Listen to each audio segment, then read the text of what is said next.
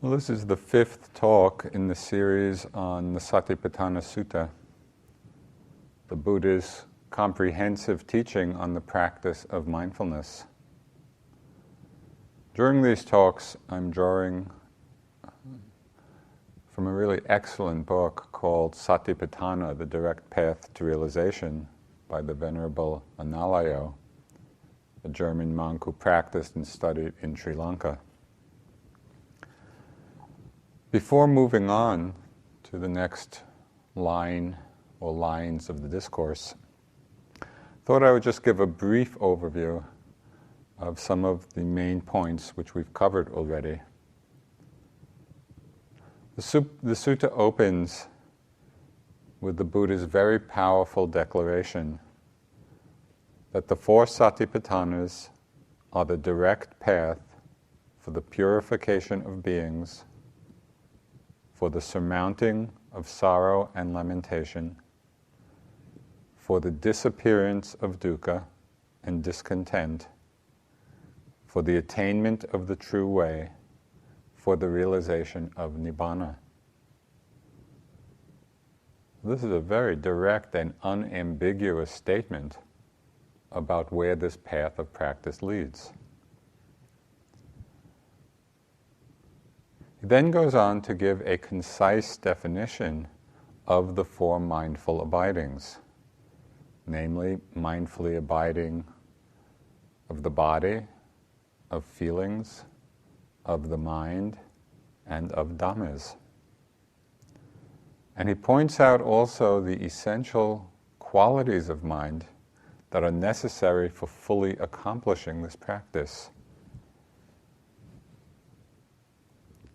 So he says in the sutta, the bhikkhu, and here bhikkhu means anyone who practices, does not refer only to monks in this context. The bhikkhu abides ardent, clearly knowing, and mindful, free from desire and discontent in regard to the world. So these are the qualities the Buddha is pointing to that we need to practice and embody as we undertake the meditation.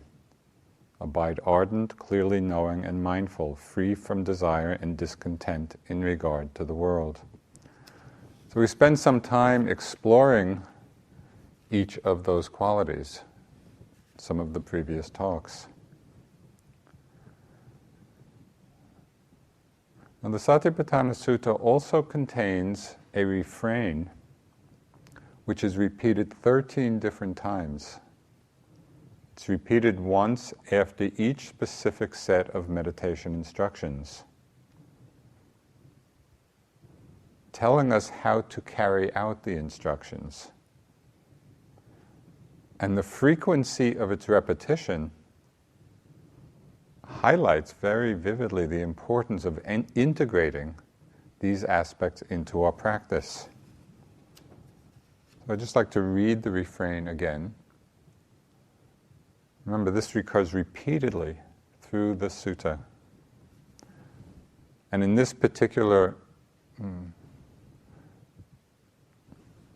reading, it's in reference to the body. But with each of the four abidings, it then is said in reference to feelings, to the mind, to dhammas. So in this way, the Buddha said, in regard to the body, one abides contemplating the body internally, or abiding contemplating the body externally, or abiding contemplating the body both internally and externally. One abides contemplating the nature of arising in the body, or one abides contemplating the nature of passing away in the body. Or one abides contemplating the nature of both arising and passing away in the body. Mindfulness that there is a body is established in one to the extent necessary for bare knowledge and continuous mindfulness. And one abides independent, not clinging to anything in the world. So again, we've discussed in a fair amount of detail what it means to abide contemplating internally, externally, both. To abide contemplating the arising, the passing away, both the arising and passing away. Now I'd like to continue with the next line. And I thought I would actually make it through 2 lines, but maybe not. That is, mindfulness that there is a body is established in one to the extent necessary for bare knowledge and continuous mindfulness. So what does this mean? Bare knowledge here means observing phenomena, observing experience objectively without getting lost in associations, without getting lost in our reactions. It's the simple and direct knowing of what's present without making up stories about our experience. It seems so simple, but the story-making machine is very alive and well in most of us.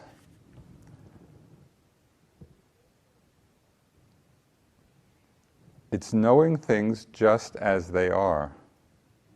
And in fact, this is the meaning of the word, the Pali word vipassana.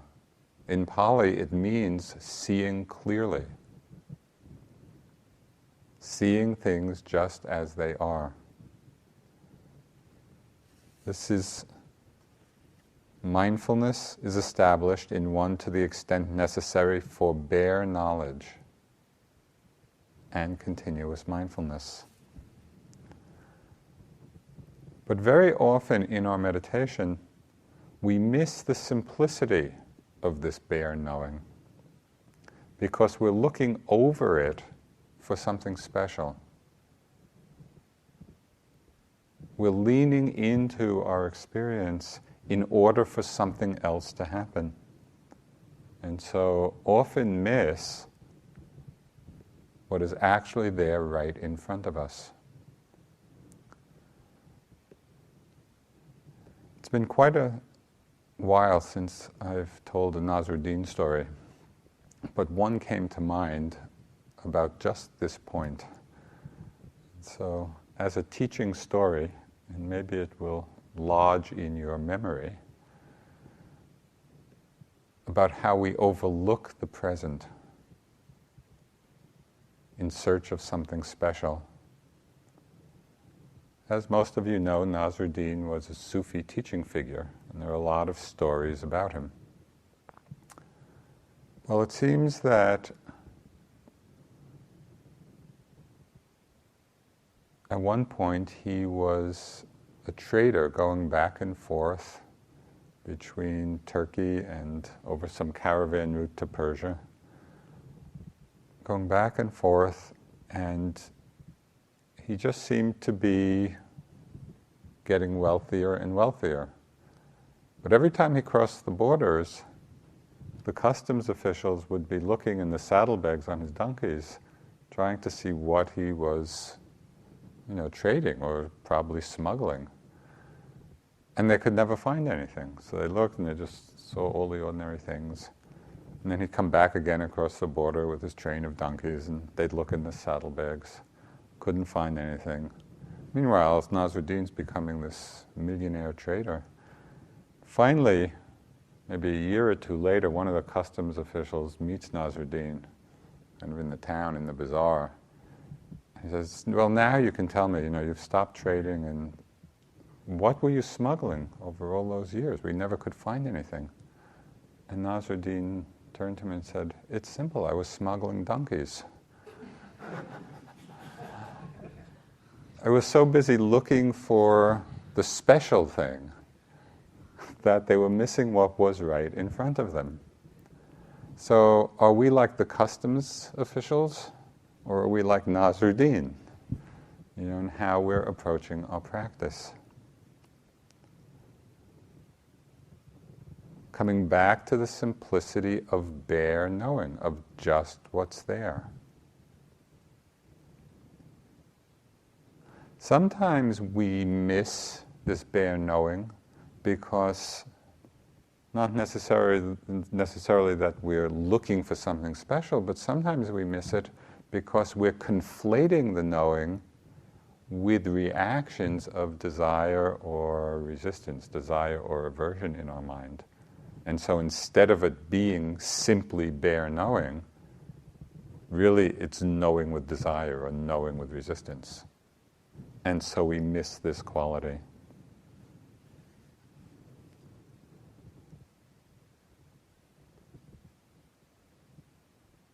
Sometimes we miss this quality of bare knowing as our meditation state progresses. So meditation progresses, and at times at least we begin to enjoy some very powerful and strong meditative experiences.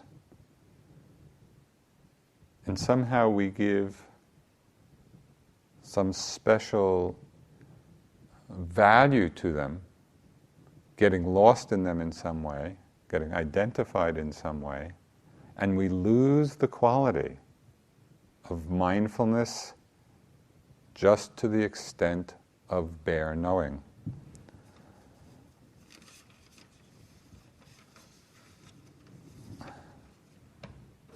You know, it might be feelings of rapture or calm or peace or clarity.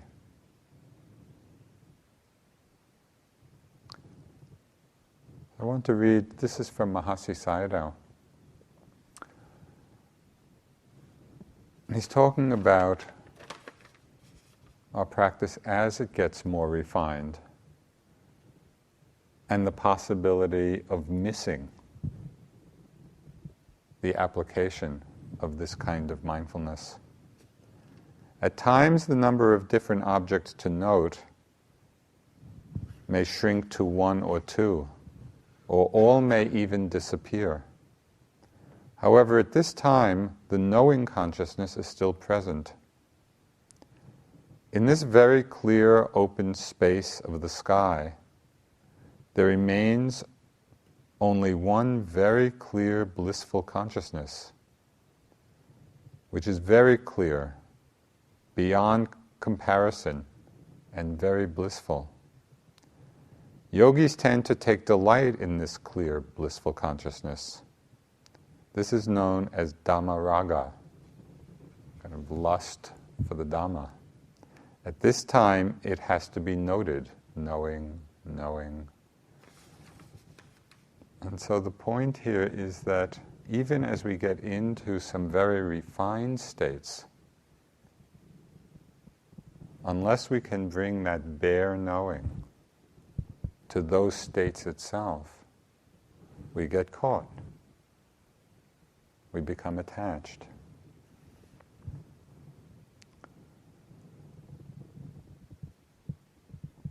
So this is establishing mindfulness just to the extent for bare knowing. Then it goes on to say, and for continuous mindfulness.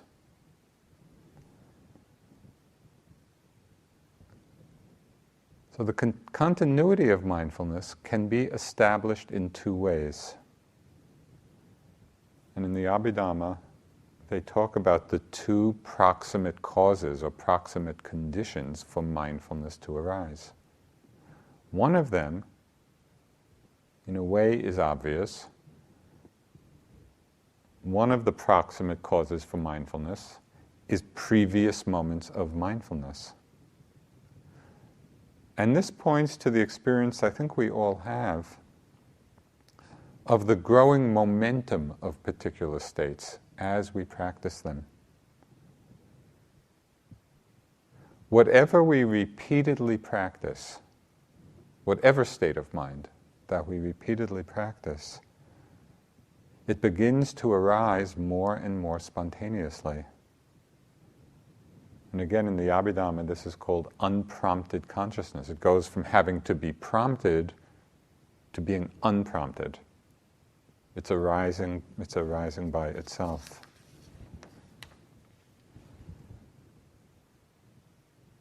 From this repeated effort to be mindful, just moment to moment, there comes a time when the flow of mindfulness is happening all by itself. It's happening effortlessly. and for longer and longer periods of time. So there's an early insight into the nature of this mind-body process that both comes from this continuity of mindfulness and also strengthens it. So I think it's helpful to highlight this particular insight because it actually is a doorway into a profound understanding. And that is the realization or the insight that in every moment, the knowing and the object are arising simultaneously and spontaneously. There's the rising and the knowing of it together. There's the falling movement and the knowing of it. One is not happening after the other. The knowing and the object are arising together in the moment. There's seeing and the knowing, hearing and the knowing, touching and the knowing. It's this pairwise progression. This is the insight into Namarupa.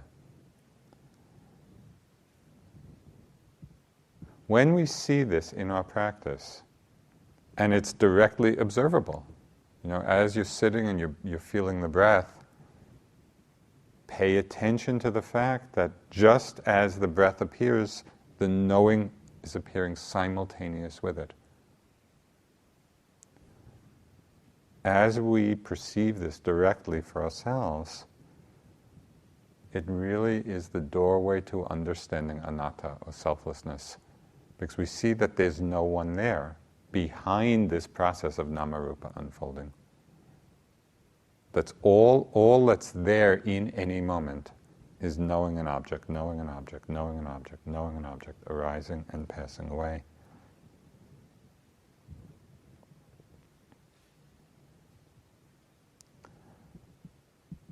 From this insight, we also begin to get a clearer understanding or appreciation of the nature of knowing itself.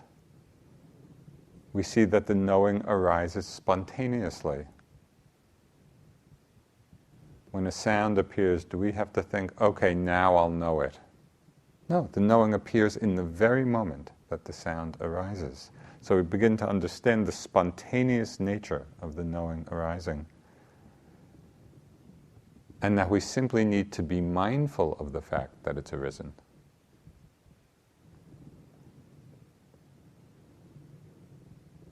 And then we also deepen our understanding,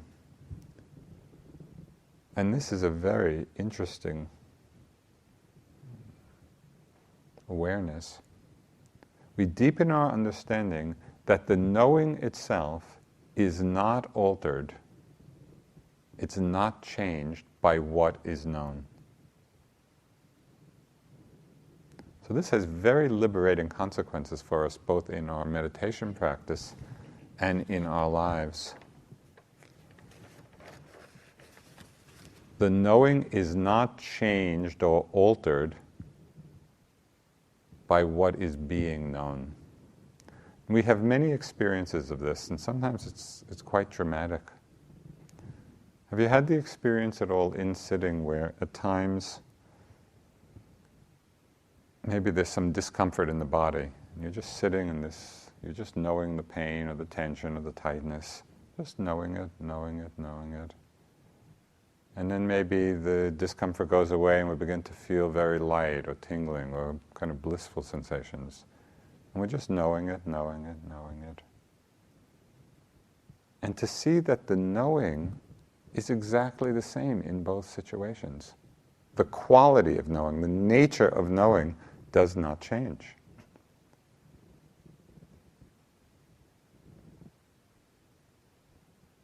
But I can't remember, I was trying to remember what I mentioned to you in an earlier talk about my Caribbean trip.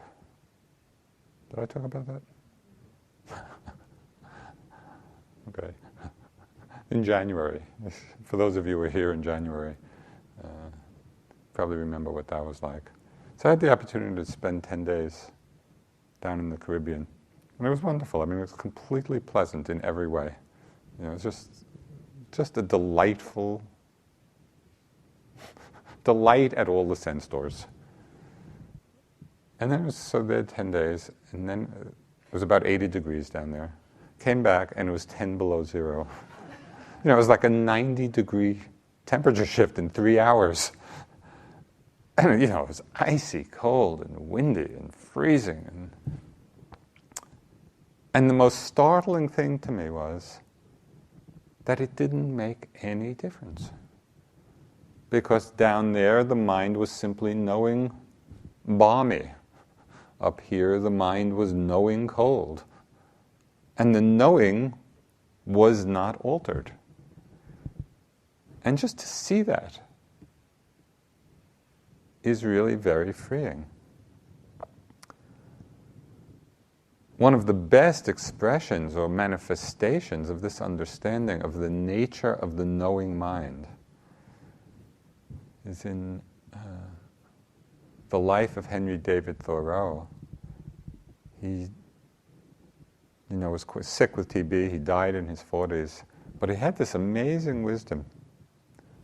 So this is one of his friends writing about Thoreau. He said, Thoreau remarked to me that there was as much comfort in perfect disease as in perfect health. The mind always conforming to the condition of the body.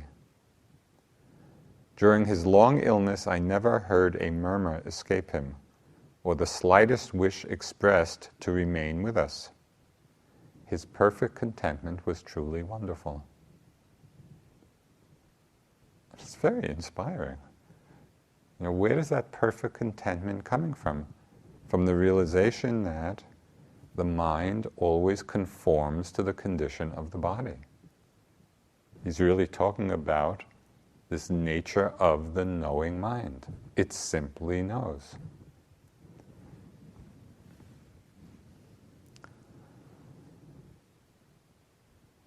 So this is about establishing mindfulness to the extent necessary for bare knowing.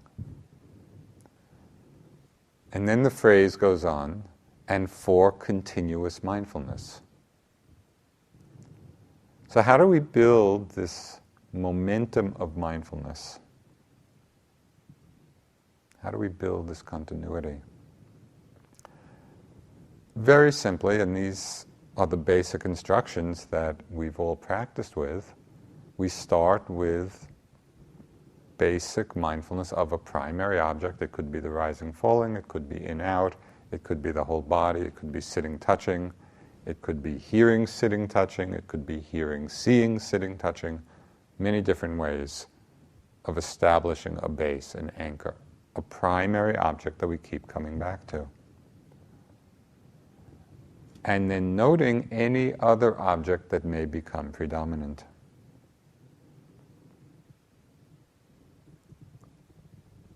By working with the primary object in this way, we are building up a foundation, we're building a base, we're strengthening the stability of mindfulness, of concentration, of energy. Then as the mind and the mindfulness get stronger, we sit more and more in that space of open, choiceless awareness, simply noting whatever arises, moment to moment. So again, I just want to read kind of the summary of this instruction by Mahasi Sayadaw. He said, the actual method of practice in Vipassana meditation is to observe the successive occurrences of seeing, hearing, and so on, at the 6 sense doors. However, it will not be possible for a beginner to follow these on all successive incidents as they occur, because the mindfulness, concentration, and knowledge are still weak. So we instruct yogis to note the rise and fall of the abdomen. But when the powers of concentration have strengthened, yogis extend this method of meditation to noting all that happens at the 6 sense doors. And so we just understand, we use the primary object, we use the basic technique.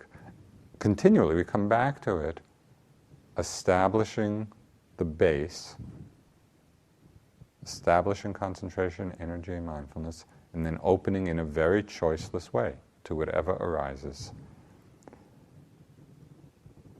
So at this point, in choiceless awareness, we could say the mindfulness or the awareness becomes very panoramic. And we move from emphasis on the individual content of what's arising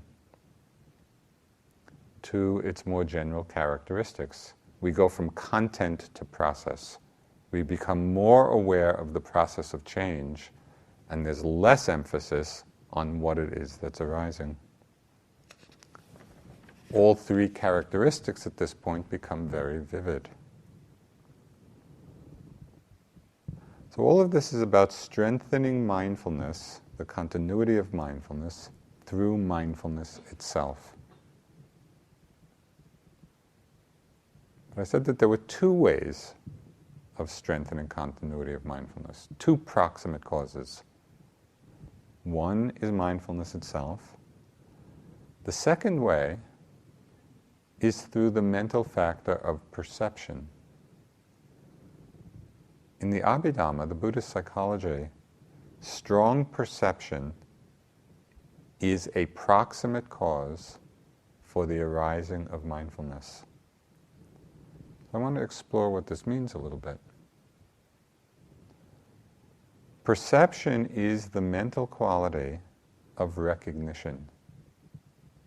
It's that function of recognition. It picks out the distinguishing marks of an experience, of a particular object. We see an object as red or blue or man or woman. It's perception which is picking out what distinguishes a particular experience from others.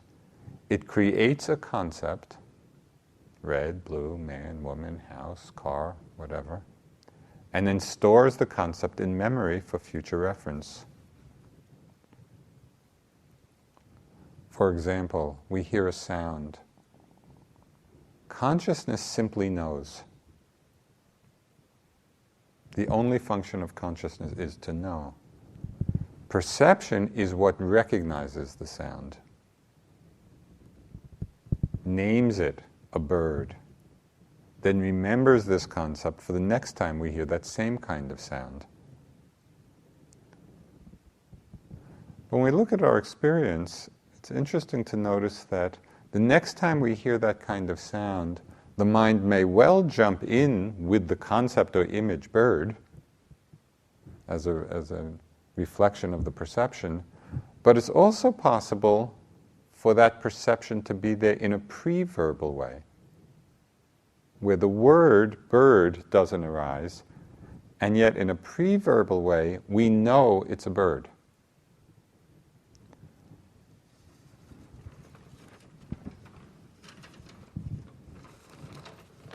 Michael Cunningham, in the book The Hours, sort of described this process really beautifully. He said, everything in the world has its own secret name, a name that cannot be conveyed in language, but is simply the sight and the feel of the thing itself.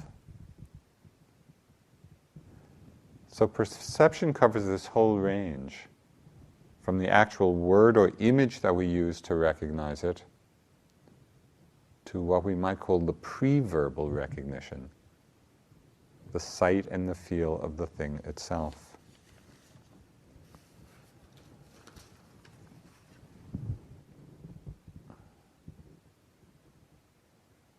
So all this raises, for me, an interesting question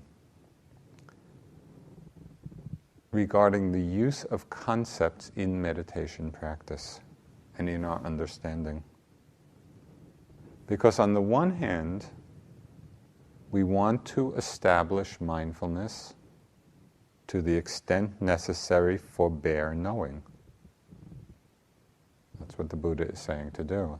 And that suggests somehow the mind free of conceptual overlay, the simple bare knowing of what's present. But on the other hand, the factor of perception with its attendant concepts itself is a proximate cause for mindfulness to arise. So clearly concepts have a place in the development of our meditative practice, our meditative understanding. So the resolution of these two apparently contradictory perspectives, developing bare knowing, free of concepts, using perception with all its attendant concepts to develop mindfulness, these apparently contradictory perspectives can be resolved as we look a little more carefully at the nature of perception. In the Abhidhamma, perception is a common factor, which means it's arising in every moment.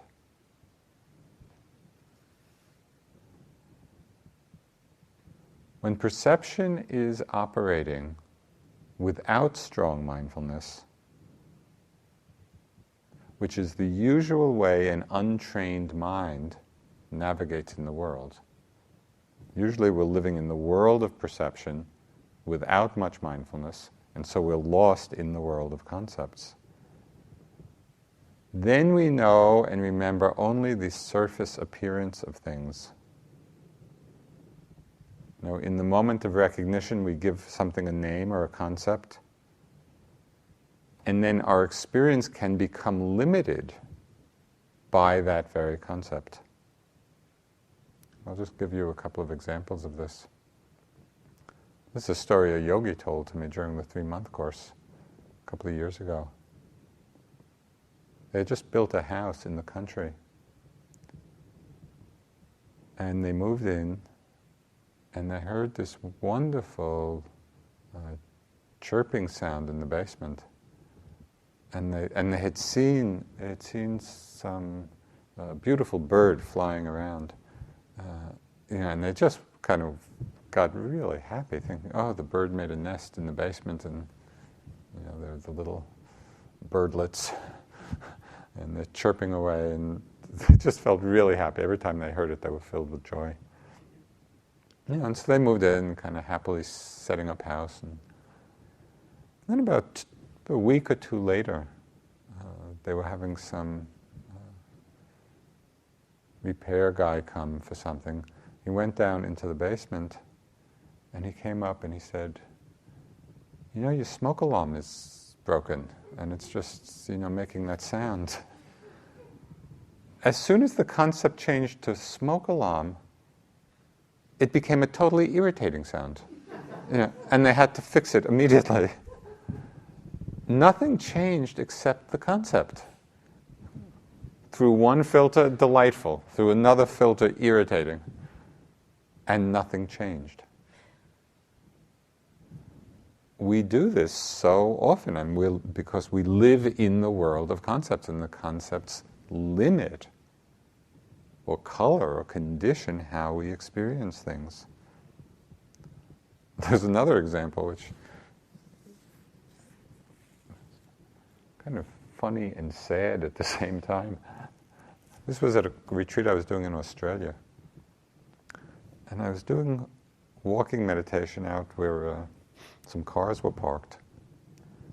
And there are lots of kind of birds in Australia. And so I was walking, and there was one bird right underneath the back fender of a car. And I was looking up at the fender, the chrome, and was seeing its reflection. But the bird didn't know it was a reflection. It thought it was another bird. And so it kept flying up, attacking the other bird. And of course, each time it kind of attacked the other bird, it just got knocked back by the fender. And it did this over and over and over again. And I thought, boy, we do that a lot too. We have some concept, we're attached to some concepts about things, and then hit against it, in our lives. So this is what happens when there's strong perception without mindfulness. But when perception is in the service of mindfulness,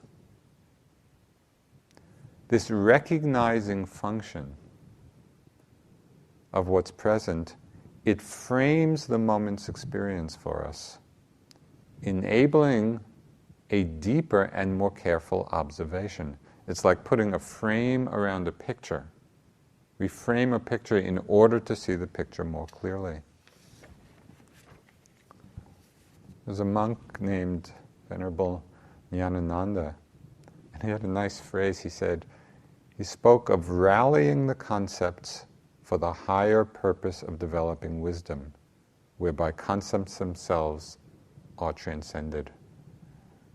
I just like that notion of rallying the concepts for the higher purpose of developing wisdom. So rallying the concepts for developing wisdom leads us to explore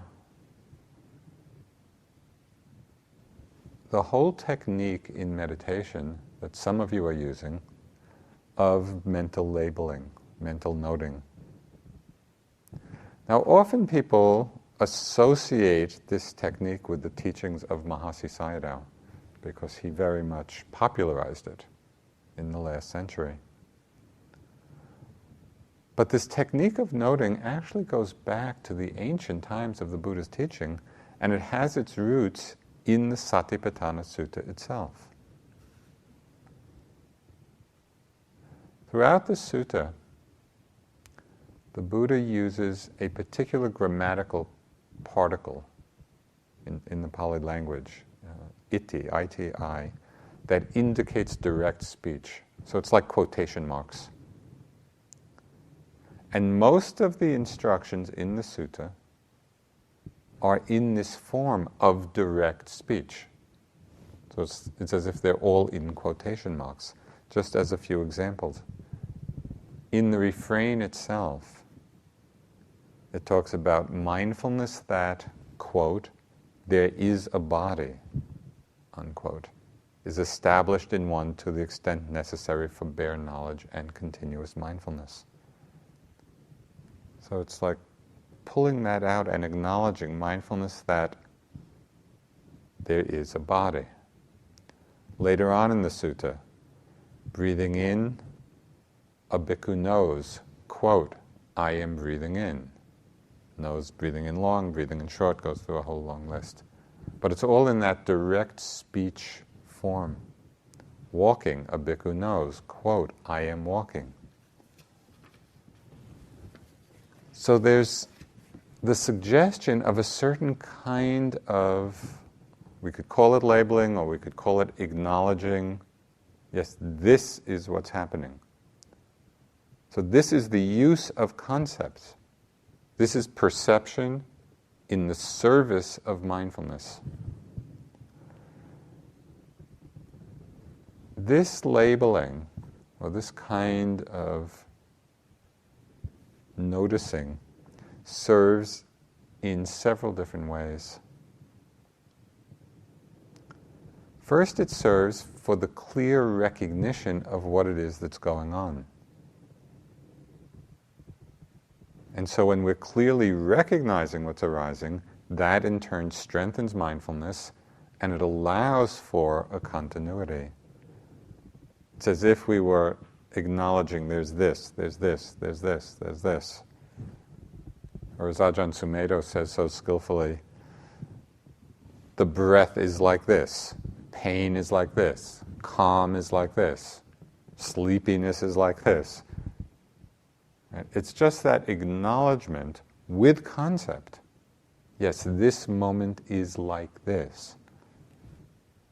So this recognition establishes that frame for mindfulness then to really look at the experience.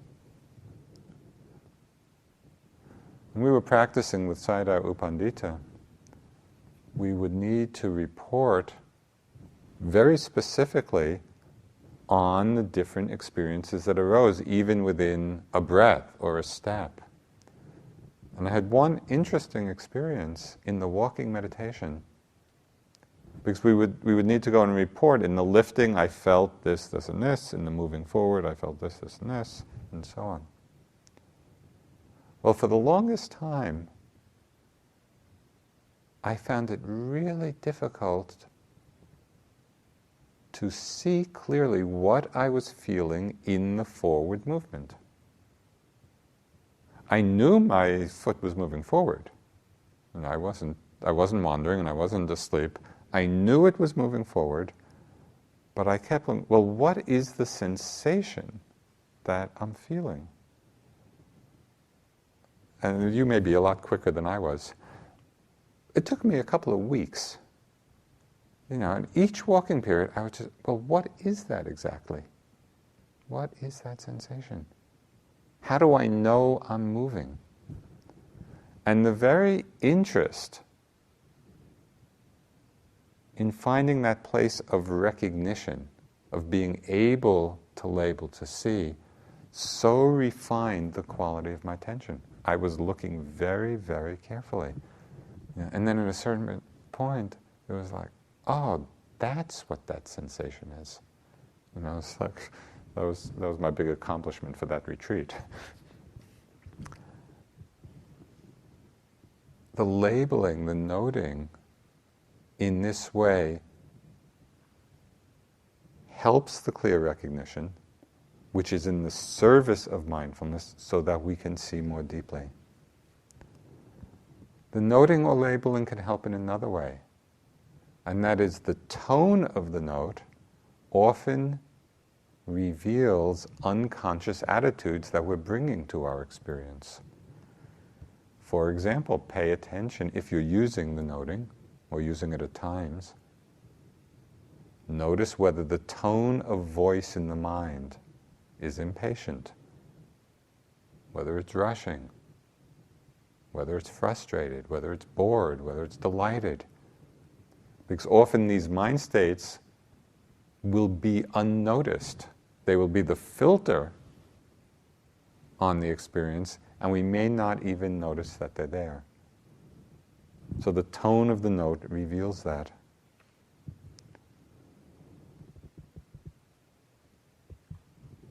The noting, or the skillful use of concept can help us in another way, which I think is particularly valuable in this context. And that is, it becomes effective feedback for us. Are we really present in a continuous and sustained way? Are we practicing to make the day genuinely seamless? Or do we stop and start many times a day? So what did the Buddha say in the refrain? Mindfulness is established in one to the extent necessary for bare knowledge and continuous mindfulness. So this is what he's saying. This is the instruction. So how do we know? What's the check? What's the feedback of whether we're really practicing continuous mindfulness, or what I've called the more or less mindfulness, sometimes there, sometimes not there?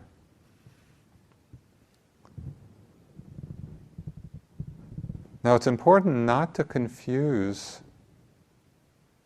this continuity of mindfulness with grimness, because it doesn't mean being grim, it doesn't mean being heavy, it doesn't mean that it's some burdensome chore we have to do. The continuity of mindfulness can, I think, be much more skillfully understood as a sustained, as a continuous settling back into the moment, being embodied in the moment, as if we were doing Tai Chi or the Japanese tea ceremony, or something that's tremendously graceful as a result of the attentiveness. So it need not be, and it really shouldn't be, a struggle. It should come out of that sensitivity, that refinement of attention. It's practicing taking care with small actions. Not thinking that some activities are more or less important than anything else. So I think it would be interesting for you as you go through the day to see which actions are you quite mindful with, where there is the continuity, and when in the day isn't there. When do you just kind of give it up or let it go or become more careless? I noticed for myself, just from all the years of walking practice, that I find it much easier to stay really mindful whenever I'm taking a step. So even as I'm moving about, I could be pretty mindful of the movement of my leg and the touch of the floor. And it was much more difficult to be as mindful for me of what my arms and hands were doing. So that my legs were well trained, but somehow my hands and my arms, they were lagging. And so I really tried at times, okay, I'm going to be mindful every time I reach, every time I touch something, just to bring that continuity into those activities as well.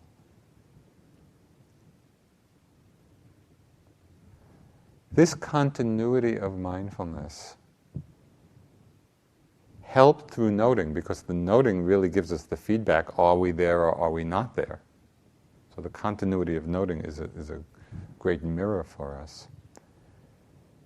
This continuity of mindfulness is important, it's essential, because it builds the momentum of energy necessary for the realization of Nibbana. And when we hold awakening as being the goal of our practice, the Buddha is saying this is what is needed. This is how we need to practice.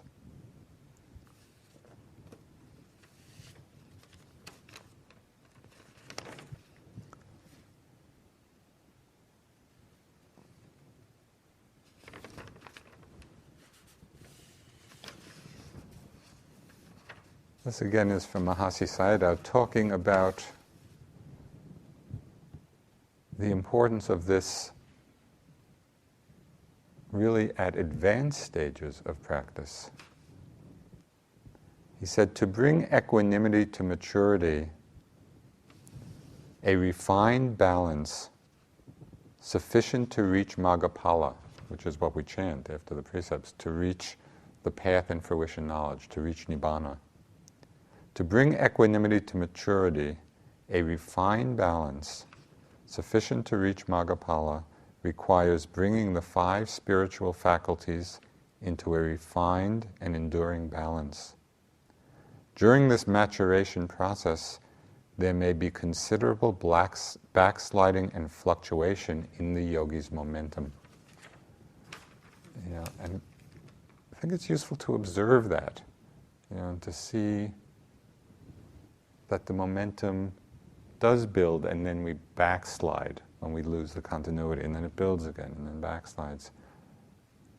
And so both in the beginning stages, but also as the practice is getting very strong, we need to keep that steadiness of continuity.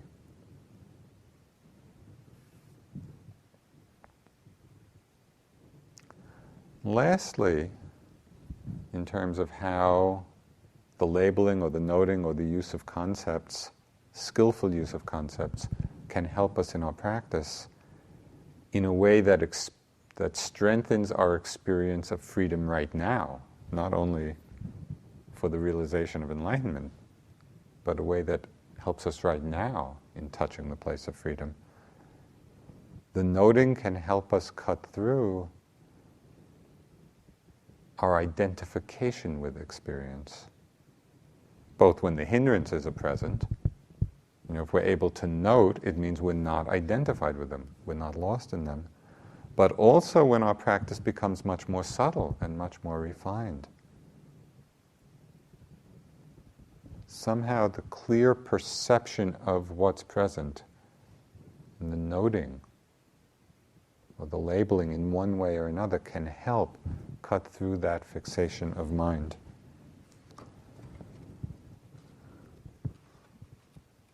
I want to read something from Ajahn Mahabua, who is one of the great Thai masters, forest masters.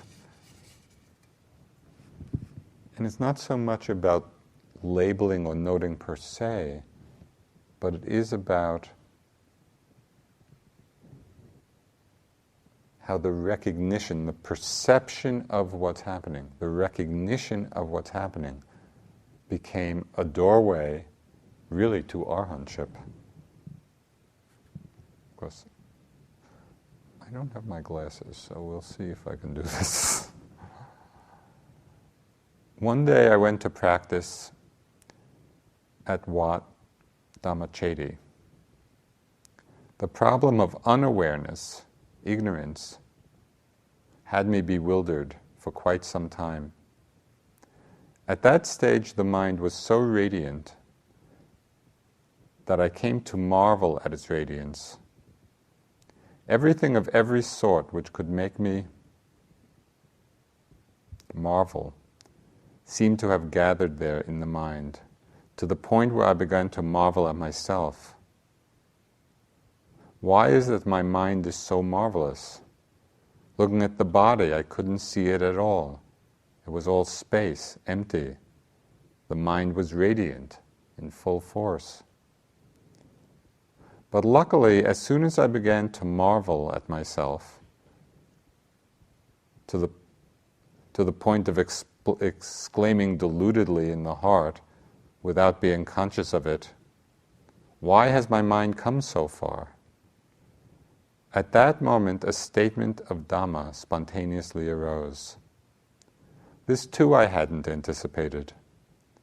It suddenly appeared as if someone was speaking in my heart, although there was no one there speaking. It simply appeared as a statement. If there is a point or a center of the knower anywhere, that is an agent of birth.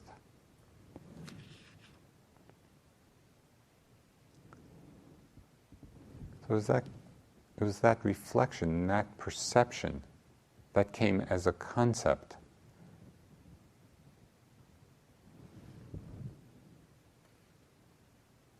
If there is a point or a center of the knower anywhere, that is an agent of birth.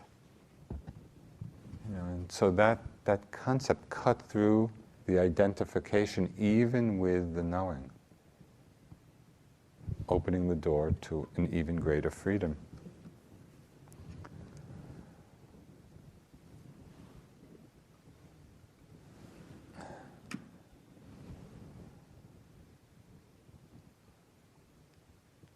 So this is the use of perception as a proximate cause of mindfulness.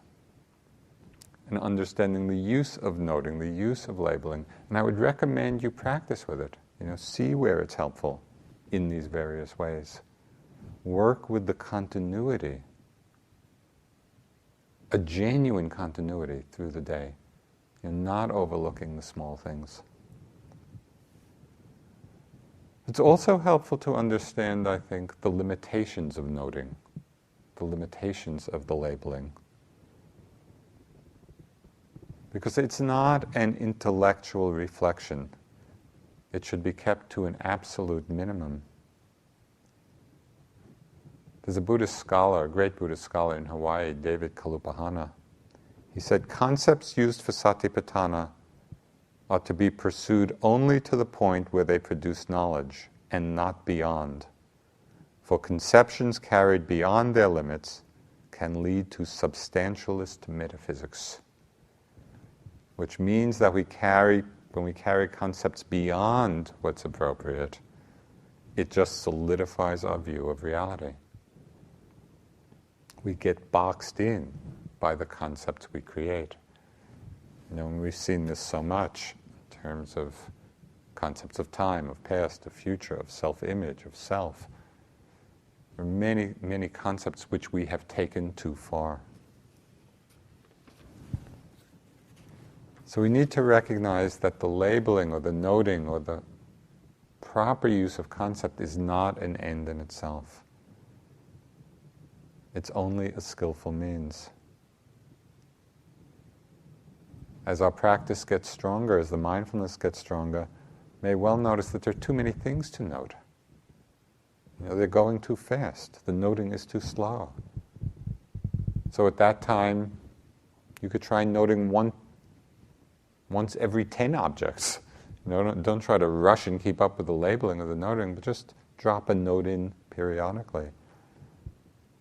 Sometimes the awareness gets so refined that we're seeing the dissolution, the disappearing of objects so quickly, even by the time we get there, the object is gone. So the noting falls away.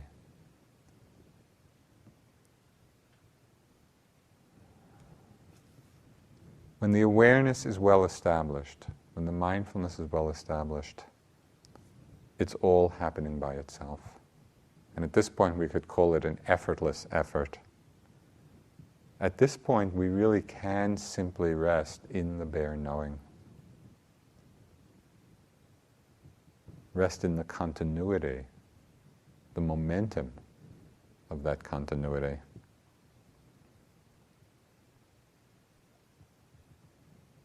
Although even then, even at those times, in effortless effort, it's helpful to remember the noting or the labeling or the skillful use of concept as being a technique to employ that's in our toolbox of skillful means.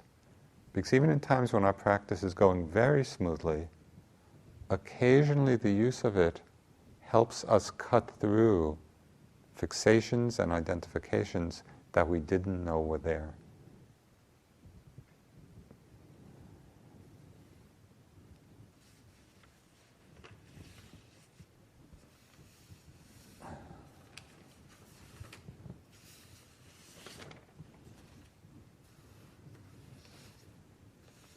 I'd like to close with just a few lines of Ryokan, the Zen monk and poet.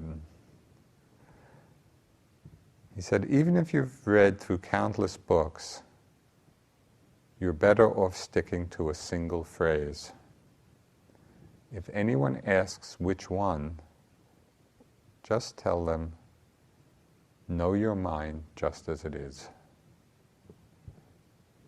So always our practice comes back to that simplicity.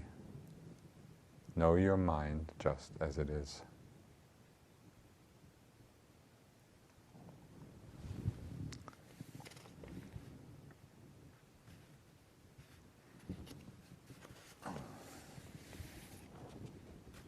Next week,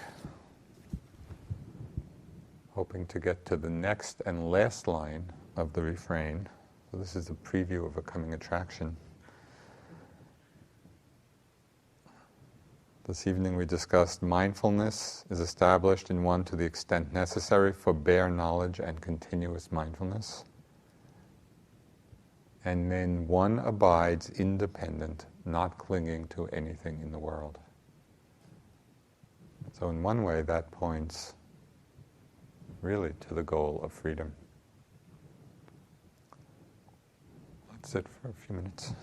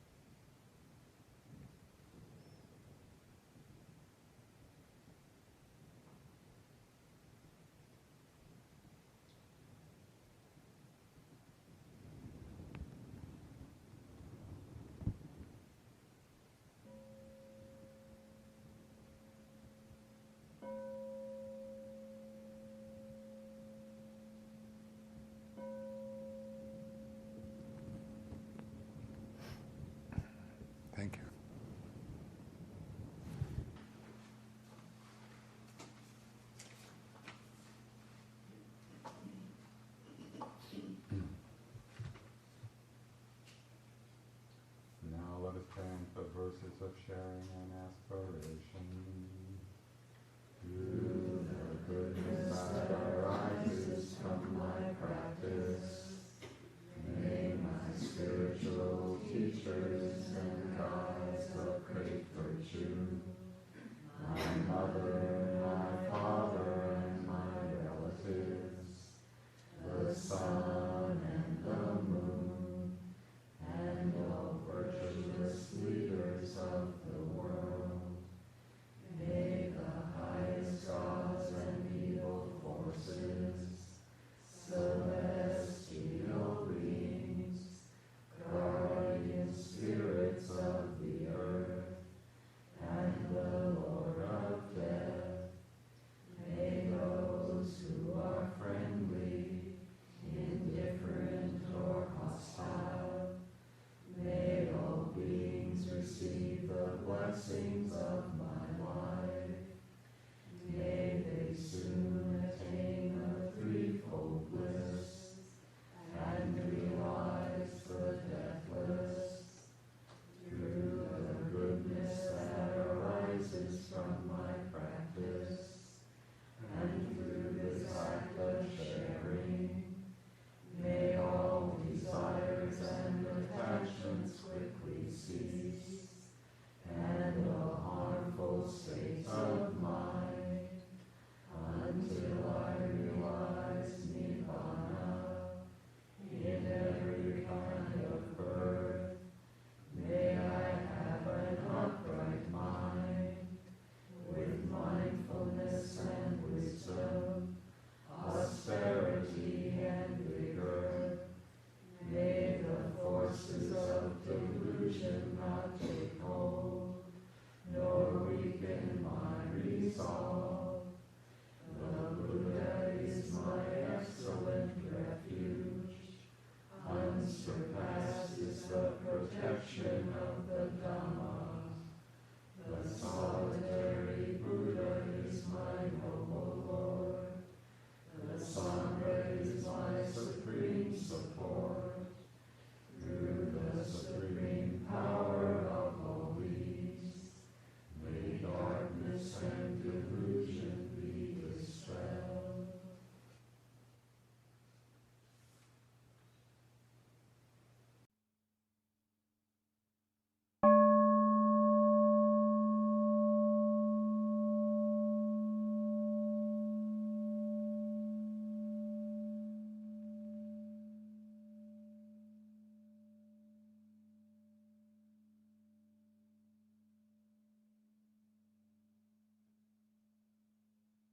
This talk was given by Joseph Goldstein at Forest Refuge on May 9, 2004. It is an offering of the Dharma Seed Audio.